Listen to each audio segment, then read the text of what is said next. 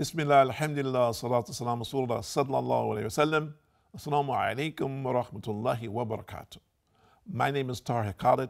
I'd like to welcome you to our program here at Sharjah Media Corporation, Doing Good, and we hope by Allah's permission and grace that everyone who is viewing this program, that you are guided to the goodness of Allah and that you're inspired by that goodness internally and externally. And that we're talking about doing good deeds, seeking and pursuing to do good, regardless of the circumstance or regardless of the environment that you might be living in, that we continue to do that because we believe in doing good brings good. And of course, the good that we want is the help of Allah. And that in situations where it is harmful or dangerous or bad things have happened, that in calling to what is good and striving to do it, that there is benefit for the society. In many instances, I think we have a tendency to be very critical of people, very critical of things that are happening in our societies, but we're not activists, meaning activists in the sense we do not actively encourage good. And one of the reasons I think is, Allah knows best, and you can discuss this, is the promotion of evil, the promotion of bad. You know, there's an old adage that bad news sells, that people read bad news. They have a tendency to read it and pursue it. But I personally don't believe that. I think that just the opposite, that people need to be encouraged to do good. They need to be encouraged to see other people doing good things. They need to be encouraged to see the relationship with their Lord, how it puts light in their lives, how people's lives are impacted in every aspect of their life. I think that our modern society has a tendency to focus on lifestyles that are extravagant and to make them appear and make them extremely appealing to the average person, thinking that this is the real success. If you live like this in this place, if you have this particular type of things, if you wear this kind of clothing, if you have this type of bank account, you have this, drive this type of car, if you have this beautiful wife or this very handsome husband, okay, that this is going to make you happy. And this is the true success. And I'm not saying that people cannot be happy with this. And at the same time, I cannot say that this is not a level of success in some ways. It may very well be for an individual. But what I've seen over the years, since I've been on this earth for a while now, alhamdulillah, that many of these same people who their lives are presented in front of us, their lives are horror stories because we don't see behind the scenes. What's presented in front of the camera is one thing, but their lives are total chaos.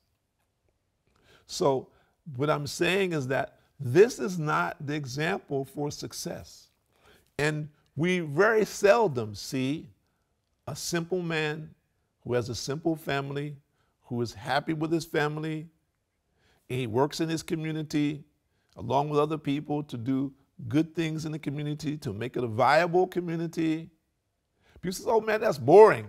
I said, yes, but this is progressive. This man prays 5 times a day, every single day, his wife, his children, the people, his neighbors. They worship Allah in the way that they should. They interact with each other civilly. They support and help each other in whichever way they can. If someone is in need, they see to that need and assistance.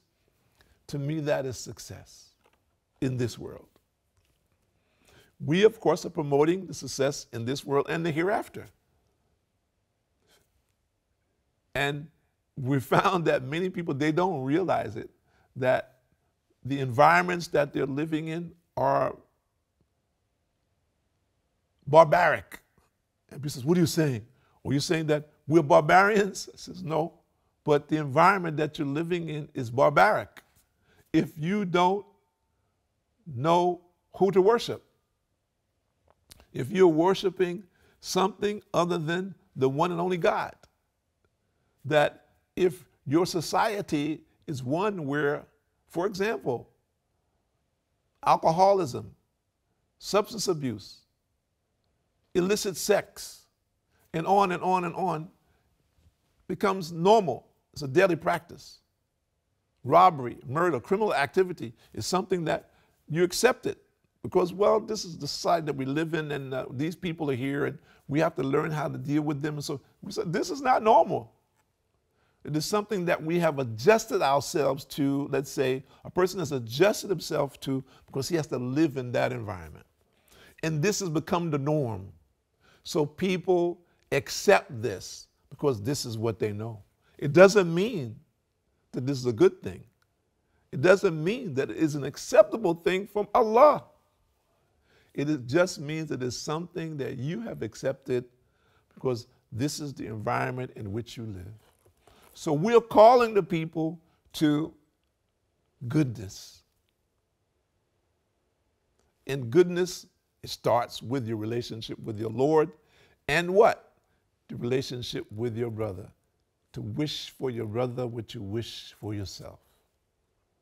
To not be jealous of your brother, of what he has or what he has potentially, but to wish for him what you wish for yourself, to be happy for him. If he has good in his life, to be happy for him that he has that. It narrated Abu Darda, the Prophet ﷺ said, whoever fasts 3 days each month, it is equivalent to fasting the entire year.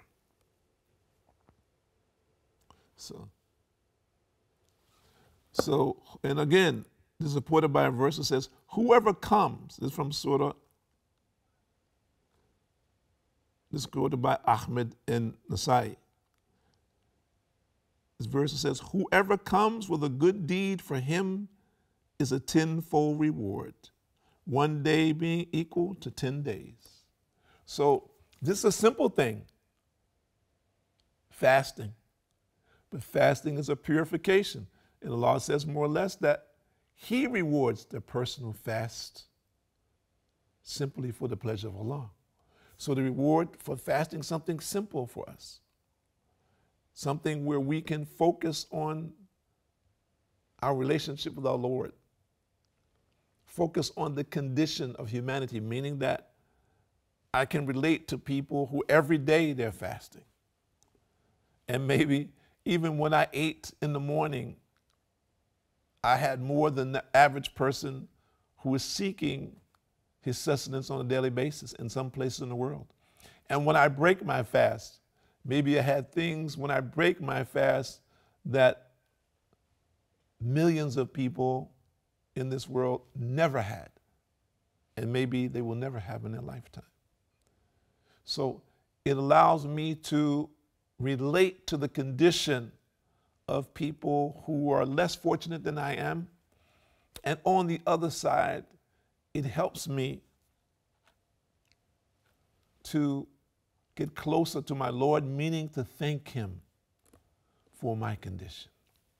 And narrated Zayd bin Khalid al-Juhani that the Prophet ﷺ said, whoever feeds a fasting person will have a reward similar to him without diminishing the reward of the one who fasted. And this is collected by Tirmidhi and Nasai and Ibn Majah.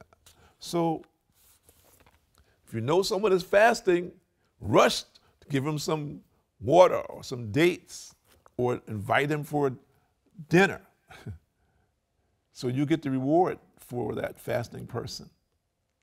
Think about that. This is simple. Simple way to do it. Maybe you can't fast, as an example.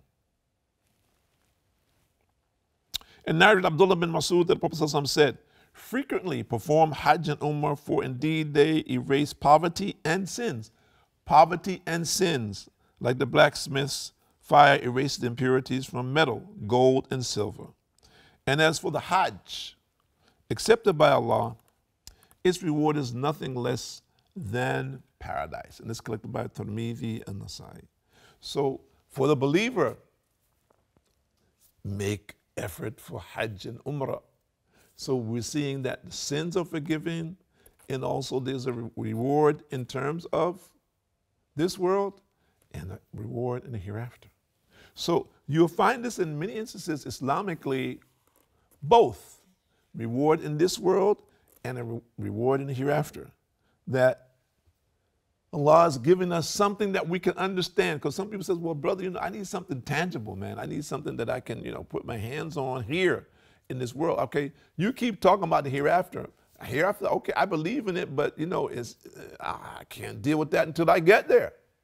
Right now, I can't see that. I believe, but, give me something right now. So we're seeing that Allah, in many instances, is giving us rewards now, those things which we can see that are tangible. And if we see this in this world, well, what about Allah's reward in the hereafter? For striving to do good. To believe that these good deeds are true benefit for me, for my family, for my society. And I ask everyone out there today, look at your family. Let's not go past your family. And just think about today, what good deeds I can do today to impact the hearts of my family members. Think about it. Guys who are married, your wife, so do something, oh, my wife has been asking me to do so and so, and I've been busy, haven't been doing, so do that for her today.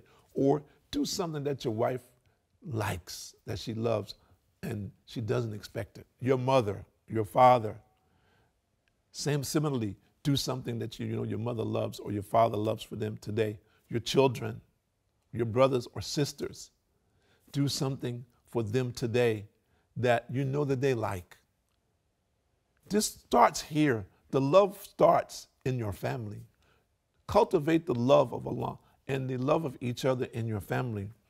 And this becomes an example for other people. If you show love in your family, then this can become contagious. Yeah. People say, well, look at those people. They're so happy. They love each other. They're helping others. They're serving each other. They're looking forward to doing things, doing for each other. Wow, this is fantastic. So why aren't we people say, you don't have to say this to other people. People say, why are we not like that? How come we're not doing that? Says, well, they believe that in doing every good deed they do, there's a reward for it from Allah. So they can keep doing it so they can store up their rewards. They believe this, so they support each other, they encourage each other for this reason. So this is the kind of thing that we want to become contagious. This is something that's contagious, that was needed in our societies, and that begins to what? Expand into our neighborhoods and then becomes a bigger thing. So that people said, these people are exponents, promoters of goodness. And there's a kind of happiness that I feel when I'm with them. I enjoy being in their company. There's something different about them. They're simple people. They're not doing anything so special, but they mold the environment. And my heart feels content in that environment. So if all of us look at this, and we say, well, brother says, well, many people say, well, brother, I don't have the ability to do that, man.